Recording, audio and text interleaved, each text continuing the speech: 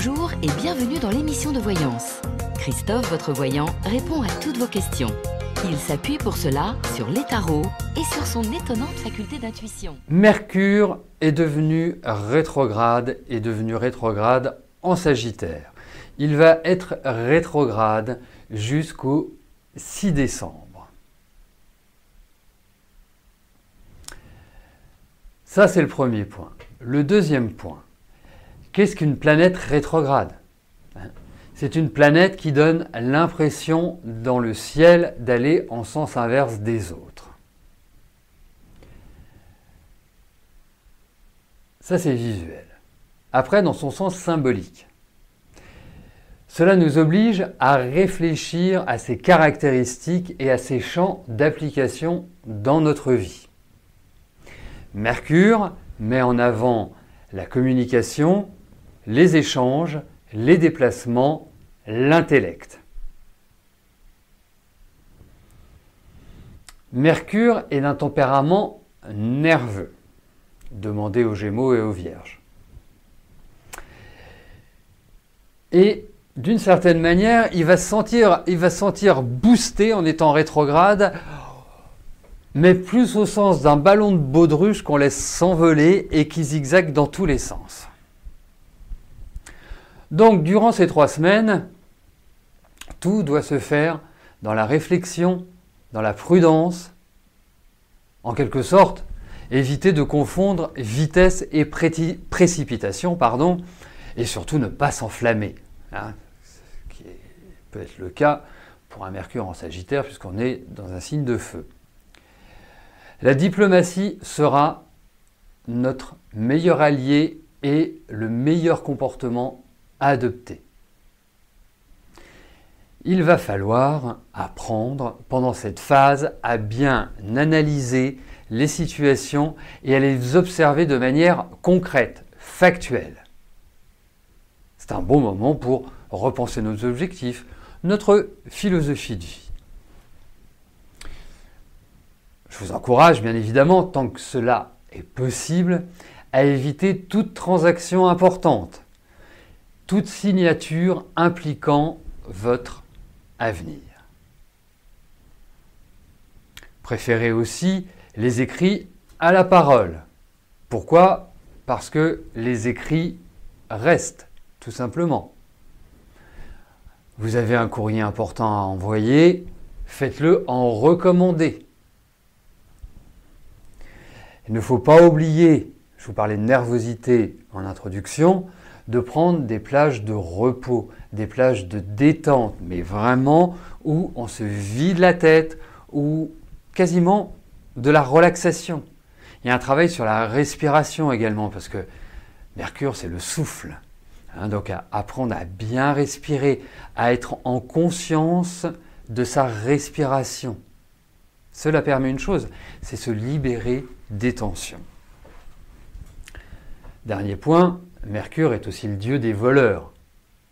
Donc, attention durant toute cette période à vos affaires, aux beaux parleurs. Donc, soyez vigilants quand vous entrez dans une boutique. Ne laissez pas bêtement votre sac en libre service. Non. Alors, il ne faut pas non plus plonger dans une paranoïa. Mais ce sont vraiment les caractéristiques première de Mercure rétrograde. Alors, Mercure est en Sagittaire, donc il va reculer pour arriver jusqu'en Scorpion, et ensuite il reprendra sa course une fois qu'il deviendra direct à partir du 6 décembre. Donc effectivement, il va couvrir 2 signes. Mercure est en exil en Sagittaire. Qu'est-ce qu'une planète en exil ? Une planète en exil, c'est quand elle se situe dans le signe opposé à son domicile. Pour Mercure, ce sont les Gémeaux. Donc le Gémeaux et le Sagittaire sont les signes complémentaires, les signes qui se font face. Donc Mercure est en exil. Le Sagittaire gouverne quoi ? Il gouverne l'optimisme, il gouverne l'expansion, l'exploration, les hautes connaissances. Mercure en Sagittaire, au demeurant rétrograde, est un peu comme nos cerveaux gauche et notre cerveau droit. Le cerveau gauche prend des instantanés, Mercure, et le cerveau droit assiste à des films, le Sagittaire. Alors, que faut-il éviter pendant cette rétrogradation?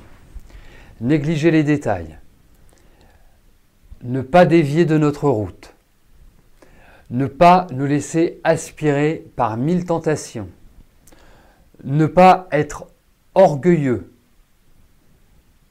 ne pas blouser les autres, mais ça, il n'y a pas besoin que ce soit un Mercure rétrograde. Ne pas promettre la Lune. Si par exemple, votre chef vous dit « Tiens, il faudrait que tu me fasses ça pour hier », vous ne lui dites pas de problème chef, je vous le fais, et que vous n'arriviez pas en fin de compte à ne pas pouvoir le réaliser. Donc soyez très lucide par rapport à vos capacités, à votre planning. Ensuite, puisqu'on est en Sagittaire, Mercure, vous avez envie d'explorer la pensée, la spiritualité, un groupe X ou Y. Alors, surtout, gardez tous vos sens en éveil, car c'est un moment idéal pour se faire embobiner. Alors, on vient de voir ce que l'on ne peut pas faire. Voyons à présent ce que l'on peut faire. Alors, premier point. Mercure rétrograde ne veut pas dire qu'il faut pendant 3 semaines hiberner, rester chez soi, couper les téléphones, mettre une plaque de bois sur l'interstice de notre boîte aux lettres. Non, c'est pas du tout ça. Parce qu'on peut faire pas mal de choses avec un Mercure rétrograde. Et notamment réfléchir aux projets démarrés avant la rétrogradation. Réactiver ce qui était en sommeil. Vous avez un vieux projet, vous avez un livre que vous avez commencé et que vous n'avez pas encore terminé. Enfin, voilà. C'est le bon moment. Aussi, c'est le bon moment de se replonger dans votre passé pour déjà mieux comprendre et surtout pour mieux appréhender l'avenir. Réparer nos erreurs et ne pas hésiter à faire un mea culpa. Voilà.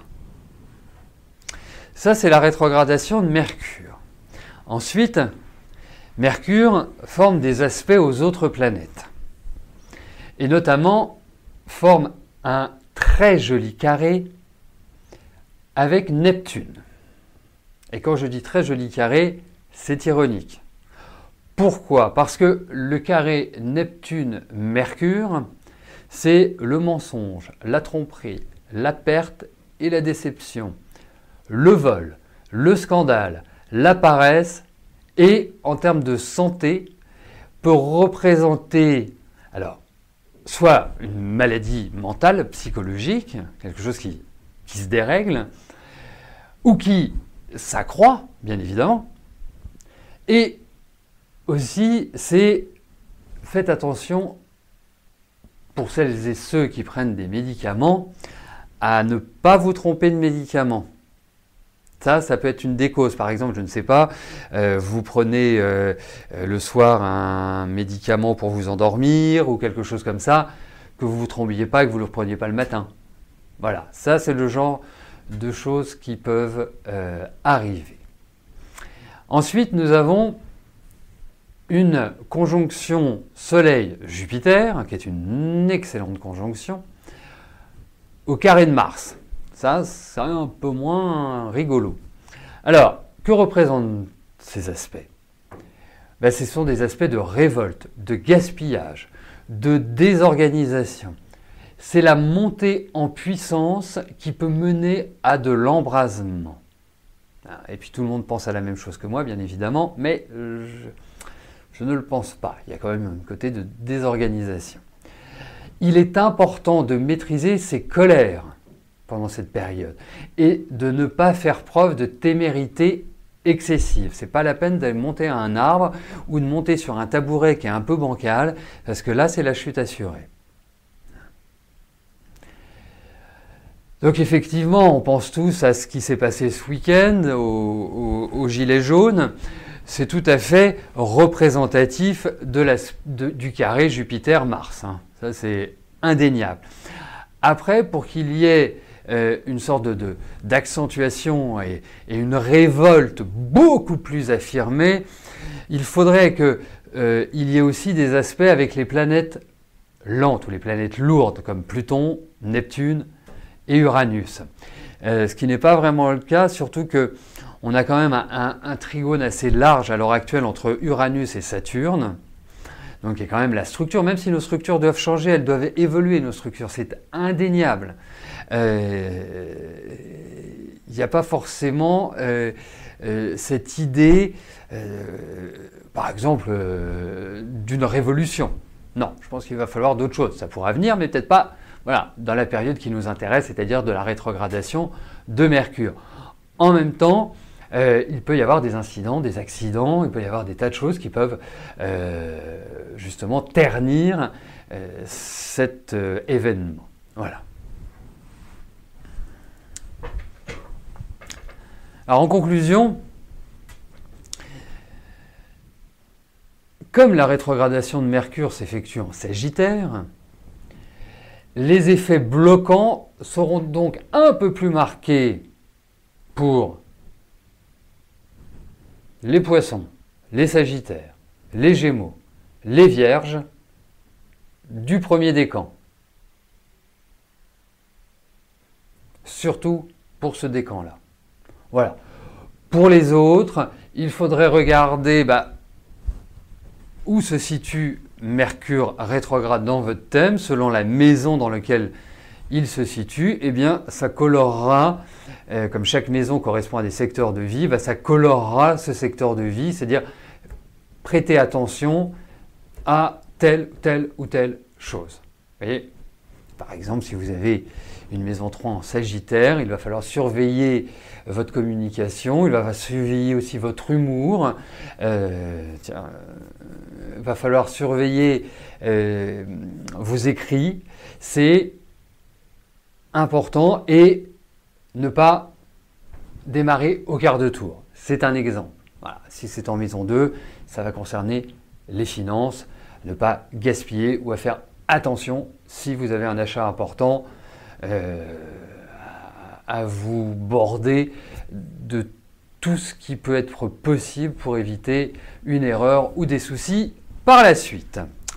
Voilà, donc cette semaine, nous aurons également la pleine lune, donc soit mercredi, soit vendredi, et puis bien évidemment dans la suite des choses, nous aurons Jupiter en Sagittaire. Voilà, donc vivez bien ce Mercure rétrograde.